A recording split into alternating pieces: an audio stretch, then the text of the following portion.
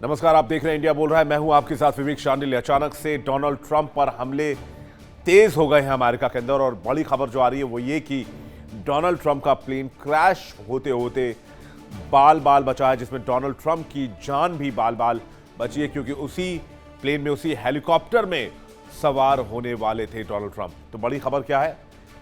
अमेरिकी खुफिया एजेंसियों के अलर्ट ने पूरी दुनिया को चौंका दिया। रिपोर्ट के मुताबिक ईरान कई बार ट्रंप पर हमले की प्लानिंग कर चुका है, लेकिन सुरक्षा के घेरे के मजबूत होने की वजह से ट्रंप बाल बाल बच गए।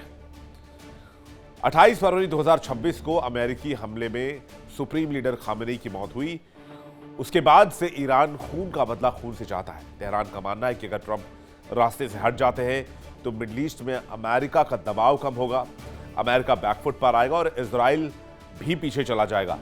यह सिर्फ एक थ्योरी नहीं है। जरा इस तस्वीर को फुल स्क्रीन आप देखिए कि किस तरह से डोनाल्ड ट्रंप का मार्टिन 1 हेलीकॉप्टर नीचे उड़ रहा है और ऊपर एक पैसेंजर जेट जा रहा है और बीच की दूरी जो है वो महज 2 किलोमीटर है। ऐसा मुमकिन नहीं हो सकता, क्योंकि अगर ये दूरी कम होती तो दोनों में टक्कर हो सकती थी और डोनाल्ड ट्रंप का जो हेलीकॉप्टर है वो क्रैश भी हो सकता था। जाहिर सी बात है, इसमें साजिश की बू आती है, लेकिन सवाल ये क्या इसके पीछे ईरान है। अब जरा कल की तस्वीर आपको दिखाते हैं। अमेरिकी राष्ट्रपति डोनाल्ड ट्रंप अपने जब हेलीकॉप्टर मरीन 1 से उड़ान भर रहे थे तभी की तस्वीर इस वक्त आप देख रहे हैं, जहां उनका हेलीकॉप्टर विमान से टकराने से बाल बाल बचा, यानी कि क्रैश होते होते रह गया। नियम क्या कहता है? नियम यह कहता है कि कम से कम 2 विमानों के बीच 2.5 किलोमीटर की दूरी और 500 फीट की ऊंचाई होना अनिवार्य है, लेकिन घटना में यह नियम टूट गई। चौंकाने वाली बात यह है कि इसी तरह की गलती की वजह से जनवरी 2025 में 67 लोगों की जान जा चुकी थी। एक बार फिर आप तस्वीर देखिए और देखिए कितना क्लोज कॉल था। डोनाल्ड ट्रंप कैसे बाल बाल बचे हैं इस हादसे में।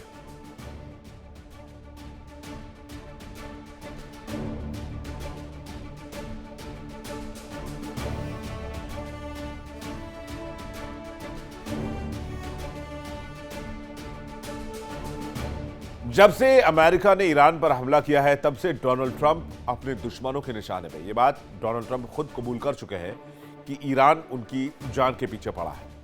अब ये हेलीकॉप्टर वाली घटना तो आपने देख ली, कुछ घटनाएं और देखते हैं जो सीधे ये साबित करने के लिए काफी है कि ट्रंप के खिलाफ ईरान किसी बड़ी साजिश का हिस्सा हो सकता है। 4 अगस्त को ट्रंप के कैलिफोर्निया स्थित गोल्फ क्लब के एक शख्स को वहां से अरेस्ट किया जाता है, जिसके पास से भरी हुई पिस्टल, गोलियां मिलती है। ट्रंप के गोल्फ क्लब में आरएनसी के कार्यक्रम के दौरान 2 दिन पहले गिरफ्तारी होती है। बताया जाता है कि वहां की सुरक्षा व्यवस्था का वीडियो बना रहा था। आरोपी के घर की तलाशी लेने पर बड़ी मात्रा में हथियार, गोला बारूद बरामद होते हैं, बुलेट प्रूफ जैकेट और कुछ नोटबुक्स भी मिलते हैं जो सुरक्षा एजेंसियों के कान खड़े करते हैं। 5 अगस्त अमेरिकी राष्ट्रपति ट्रंप अपने हेलीकॉप्टर मरीन 1 से उड़ान भर रहे थे और तभी एक प्लेन उनके रूट में आ जाता है, जिससे हेलीकॉप्टर क्रैश होने से बाल बाल बच जाता है। अमेरिकी जांच एजेंसियां इस चूक को बहुत गंभीरता से ले रही है और इसके पीछे की मामले की जांच भी करवा रही है। एफबीआई ने हाल ही में अमेरिकी अदालतों में ऐसे चार्जशीट दाखिल किए हैं जो बताते हैं कि अमेरिका के अंदर ईरानी तंत्र बहुत जबरदस्त तरीके से एक्टिव है। इसमें पैसा देकर भाड़े के हथियारों को हायर करने और ट्रंप के कार्यक्रम की रेकी करने की साजिशें भी शामिल है।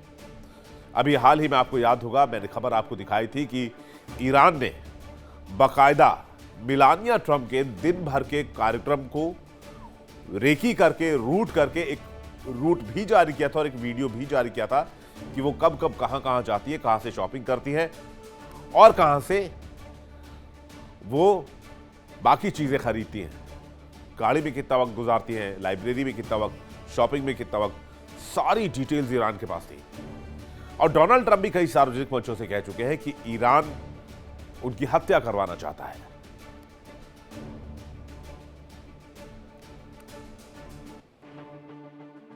All of it's gone. Everything's gone. Their leaders are gone. They had leaders, they're gone. And they had another set of leaders, they're gone. Now they have another set of leaders, they may be gone. Who knows? And you know what? I may be gone too, because I'm their number one target. It's out all over the place. I'm their number because they're scum. That's the way they act, and that's the way they've done it for 47 years.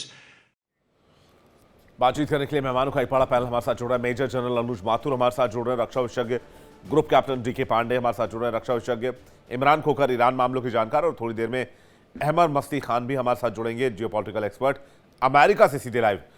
आप सभी मेहमानों का बहुत स्वागत है। पहला सवाल मैं माथुर सर आपसे करना चाहूंगा, क्या आपको भी ऐसा लगता है कि इसके पीछे कोई ईरान की कॉन्स्पिरेसी है, या आपको लगता है कि ईरानी प्रॉक्सी यूएस के अंदर एक्टिव है? क्योंकि 28 फरवरी के बाद से अमेरिका में आपने देखा होगा मास शूटिंग की घटनाएं भी बहुत बढ़ी हैं, और ट्रंप पर ये वाला मिला के, ये जो अभी हम इंसिडेंट देख रहे हैं, ट्रंप के आसपास हादसे के जो इवेंट हमने देखे हैं या फिर अटैक के इवेंट देखे हैं, वो 5-6 अभी तक हो चुके हैं पिछले 4-5 महीनों में। जी माइक चेक कीजिएगा सर, आपकी आवाज नहीं आ रही है। सॉरी। जय हिंद विवेक। जय सर। ईरान का इसमें डायरेक्ट हाथ है अथवा नहीं है, इसको हम डिबेट जांच का कर विषय सकते है। हैं। हाँ बिल्कुल। हाँ, लेकिन इस बात की संभावना को पूरी तरह से नकारा नहीं जा सकता। संभावना है। ईरान ने एक टारगेट लिस्ट बना रखी है। उस टारगेट की लिस्ट में जो उन्होंने जारी करी थी, उसमें ट्रंप का पूरा परिवार है, उनके बेटे, उनकी पत्नी, सब लोग उसके अंदर शामिल हैं। तो संभावना इस बात की है कि जब उन्होंने इस तरीके का एक प्लान ऑलरेडी तैयार करके रखा हुआ है, तो हो सकता है उसमें इनका हाथ हो, पहली बात। दूसरी बात, देखिए, किसी भी राष्ट्राध्यक्ष, कोई भी हो, कोई भी सर्कमस्टेंसेस हो, उनकी सुरक्षा में सेंध लगना ये कोई इंडिविजुअल थ्रेट का मामला नहीं होता है विवेक। ये पूरे के पूरे राष्ट्र की सुरक्षा व्यवस्था के ऊपर एक बात होती है। और मेरा ये मानना है कि अगर इसको होने से बचा लिया गया है, तो कहीं ना कहीं सुरक्षा एजेंसीज ने अपना काम थोड़ा ठीक से किया। लेकिन जिस प्रकार से एक्टिविटीज बढ़ रही हैं, जहां तक सवाल, जैसा आपने कहा कि ऐसे लोन वुल्फ अटैकर्स की बढ़ गई है वहां पर घटनाएं, ये अमेरिका में होता रहता है। ऐसा नहीं है कि ऐसा कभी अमेरिका में पहले हुआ नहीं है। बहुत सारी ऐसी घटनाएं हैं। कोई आया स्कूल में जाकर के 10-20 बच्चों को खत्म कर दिया, कोई ने मॉल में फायरिंग कर दी, अंधाधुंध।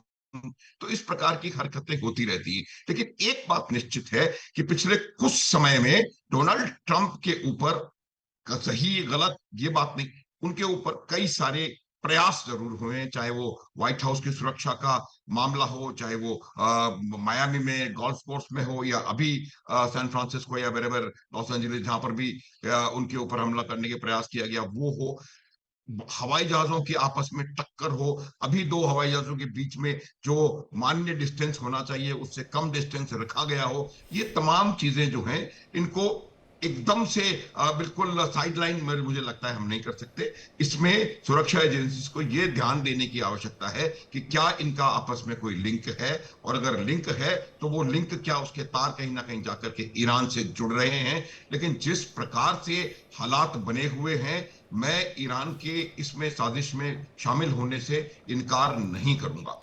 अब जहां तक सवाल सुरक्षा एजेंसियों का है, देखिए, अगर कोई ईरान के लोग वो रैकी कर रहे हैं, और जो फर्स्ट लेडी है आपके देश की, उसकी पूरी रूटीन की कहीं ना कहीं जासूसी हो रही है, वो भी मेरा मानना है कि एक बहुत बड़ा सुरक्षा में भूल हो सकती है। क्योंकि आप कैसे आप अपने राष्ट्रपति की, देश की प्रथम महिला की सिक्योरिटी में इस प्रकार से सेंध लगने देंगे? तो अब मेरा मानना है कि ये यहाँ पर जिस प्रकार से हालात बन रहे हैं, ट्रंप के ऊपर बहुत ज्यादा इसका कहीं ना कहीं हमला होने के चांसेस हैं।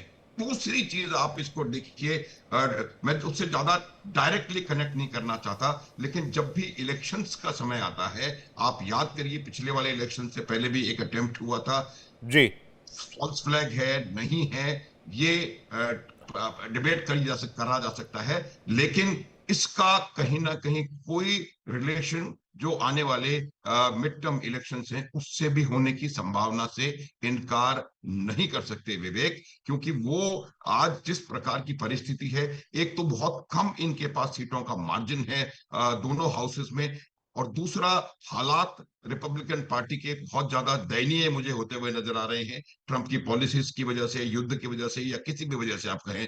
तो एक संभावना उसके साथ इसको जोड़ करके भी देखा जा सकता है। लेकिन इस सुरक्षा भूल को समय रहते पकड़ लिया गया और राष्ट्रपति ट्रंप के ऊपर अटेम्प्ट नहीं हो पाया, और वो जो एयर में भूल हुई है उसका भी मुझे लगता है कोई ना कोई सुधार हो जाएगा। तो हालात नियंत्रण में मेरे हिसाब से हैं विवेक। नहीं, मुझे तो कभी कभी ट्रंप के ऊपर भी बड़ा शक होता है पांडे जी।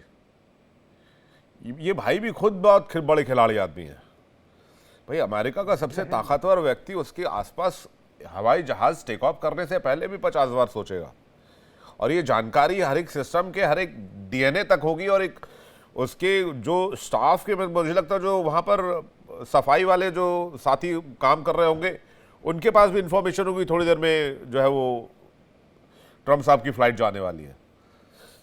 तो ये अचानक से हमले बढ़ जाना, फिर विक्टिम कार्ड खेलना कि मेरी हत्या करवा सकता है, मुझे मार सकता है, ये मुझे लगता है वाइस वर्सा गेम तो नहीं चल रहा, क्योंकि ये WWE के बहुत बड़े फैन है, कई बार रिंग में लड़ भी चुके हैं। जय हिंद विवेक। और आप जो जिस प्रकार का चित्रण कर रहे हैं वो निश्चित रूप से संशय प्रकट करता है, क्योंकि इसके पीछे लॉजिक है, तर्क ये है कि ट्रंप जिस प्रकार से बातें कहते हैं और मुंह फट होकर बोलते हैं वो निश्चित रूप से कई लोगों को भ्रमित करता है और कई लोगों को जो है नाराज भी करता है। और ईरान के साथ तो उनकी पुरानी दोस्ती है, क्योंकि जब जो उनका ईरान ट्रंप 1.0 में उन्होंने ड्रोन अटैक करवाया था सुलेमानी पर, जो आईआरजीसी के कुछ फोर्स के कमांडर थे, तो तब से ईरान ये चाहता था कि उसका बदला लिया जाए। और जब 2.0 में ईरान के साथ जो उनकी तनातनी बहुत ज्यादा हो गई है और पूरा विश्व जो है इस समय आर्थिक तंगी और व्यापारिक संकट और सप्लाई चेन इशू से परेशान है, तो ऐसे केस में निश्चित रूप से ऐसे संभावनाएं बढ़ जाती हैं कि अगर डायरेक्ट नहीं ऊपर अटैक हो पा रहा है तो कम से कम फिजिकली उनको टारगेट किया जाए। और उसी के श्रृंखला में ये पिछले 2 वर्ष में लगभग 4 प्रयास किए गए। लेकिन अगर हम देखें, ये तो मोटी मोटी बात है, मोटा नजरिए से, लेकिन अगर देखा जाए कि ये घटना जो बताई जा रही है, पकड़ा गया, कैलिफोर्निया जा रहे थे वो और गोल्फ कोर्स के पास बंदे को पकड़ा गया, ये 2 दिन पहले की घटना है, तो और वो बंदा लेके जा रहा है, तो ये कुछ कहना कि वो लिंक था और उसका उद्देश्य यही था, अभी थोड़ा सा आई थिंक बहुत ज्यादा आप इसको जोड़ने का प्रयास कर रहे हैं। और क्योंकि हम पूर्वाग्रह से ग्रसित हैं तो ये मान रहे चल रहे हैं कि शायद वो डोनाल्ड ट्रंप की हत्या के लिए ही प्रयास कर रहा था। लेकिन इसके बावजूद भी, क्योंकि ट्रंप वहां आने वाले थे, उनकी सुरक्षा अत्यंत आवश्यक है, और निश्चित रूप से वो अमेरिका के बहुत महत्वपूर्ण व्यक्ति हैं जिनकी सुरक्षा में अगर शेद होती है तो इसका मतलब आम आदमी के सुरक्षा के प्रति भी लोगों की भावनाओं में असर पड़ेगा। अब ये देखना ये होगा कि जिस प्रकार से उनकी सुरक्षा के लिए घेरा बनाया जाता है वो बहुत ही विकट और बहुत ही मुश्किल है, और आम आदमी के लिए बड़ा मुश्किल है, उसको भेदना बहुत मुश्किल काम है। और जब पिछली घटना हुई थी उसके बाद से जो पेरीमीटर में भी और फेंसिंग की हाइट बढ़ा के और नए बैरियर क्रिएट करने की बात कहेंगे ये बात, लेकिन अब आ रही है कि दूर उनके व्हाइट हाउस से दूर जो घटना हो रही है उसके लिए क्या है, तो उसके लिए 3 बहुत ही महत्वपूर्ण जो हैं वो उपाय किए जाते हैं। ये मल्टी लेयर्ड, प्रोएक्टिव और ग्लोबल ऑपरेशंस के तहत होता है कि व्हाइट हाउस की एक टीम जाती है, पूरा अध्ययन करती है, देखती है वहाँ क्या क्या संभावनाएं हो सकती हैं, कहाँ से लोग आ सकते हैं, और वहाँ के जो लोकल सुरक्षा कर्मी हैं उनसे काफी इंटेलिजेंस लेती है, और ये काफी लंबे समय से चलता है। तो ये कहना कि उनकी सुरक्षा घेरे को भेद पाना सहज है, ये मेरे ख्याल से बहुत ही गलत होगा। लेकिन इसके बावजूद प्रयास हो रहे हैं, तो एक वो इंडिकेशन है, नैरेटिव है, क्योंकि सबको पता है कि उन तक पहुंचना लगभग असंभव सा है, तो लेकिन साथ में ये बताना कि उनके निर्णय, उनके सोचने की शक्ति, और जो वो कह रहे हैं कि ईरान समाप्त हो चुका है और ईरान के पास नेवी नहीं है, एयरफोर्स नहीं है, आर्मी नहीं है, लेकिन उसके बावजूद भी वो लगातार जहाज भेज रहे हैं, लगातार जो पेट्रोइट और थार्ड उनके खत्म होते जा रहे हैं। कहा जा रहा है कि लगभग 75 to 80% उनके पेट्रोइट खत्म हो चुके हैं। तो ऐसे हालात में वो चाहते हैं कि किसी प्रकार से इसके एक निजात पाई जाए, लेकिन साथ में जो ईरान पर चोट पहुंचाई गई है, ईरान निश्चित रूप से सैनिक तौर पर कहा जाए तो उससे मुकाबला नहीं कर सकता, क्योंकि सक्षम नहीं है वो इतना। लेकिन अब उसको परोक्ष रूप में से अटैक करने के लिए ये प्रयास किए जा रहे हैं, और उसी श्रृंखला का ये क्रम है। लेकिन मुझे मुश्किल है, एक मैं बात और जोड़ दूं कि मेराइन के बारे में, जो मेराइन 1 के हेलीकॉप्टर के बारे में जो बात की जा रही है, देखिए ऐसी घटनाएं हो सकती हैं, लेकिन ये भी साथ में कहा जा रहा है, आपने सही कहा कि दोनों के बीच में जो है 2.4 माइल्स की दूरी होनी चाहिए, जो कि लगभग ये हो जाता है 2.4 किलोमीटर्स, जो कि दूर होना चाहिए आपस में दो, ये मिनिमम रिक्वायरमेंट है, इससे ज्यादा दूरी होनी चाहिए ताकि 2 जहाज हैं वो टकराए नहीं। लेकिन साथ में ये भी कहा जा रहा है कि दोनों जो हेलीकॉप्टर और वो जो कमर्शियल एयरलाइन था, दोनों जो है एटीसी के कॉन्ट्रैक्ट में थे। अगर कॉन्ट्रैक्ट में थे तो इसको आम भाषा में कहा जाए तो कोई खतरा नहीं था ये। लेकिन इसको जिस प्रकार से प्रकट किया जा रहा है वो बताया जा रहा है कि शायद उनको मारने का प्रयास हो, लेकिन ऐसा लग नहीं रहा है। निश्चित रूप से कुछ कुछ मतलब चीजें ऐसी जो डायरी इवेंट ऐसे हो गए हैं जिससे प्रतीत होता है कि शायद वो टकरा सकता था, लेकिन मेराइन 1B जो है एक्सपर्ट्स उड़ाते हैं और वो लोग चुने जाते हैं जो कि जिनकी लॉयल्टीज के बारे में कोई प्रश्न चिन्ह नहीं होता। देखिए इंडिया डेली 24/7 अब आपकी स्मार्ट टीवी पर। इंडिया डेली मौजूद है सभी डिजिटल प्लेटफॉर्म पर लाइव और लगातार। इंडिया डेली 24/7 हर दिन राष्ट्र को समर्पित।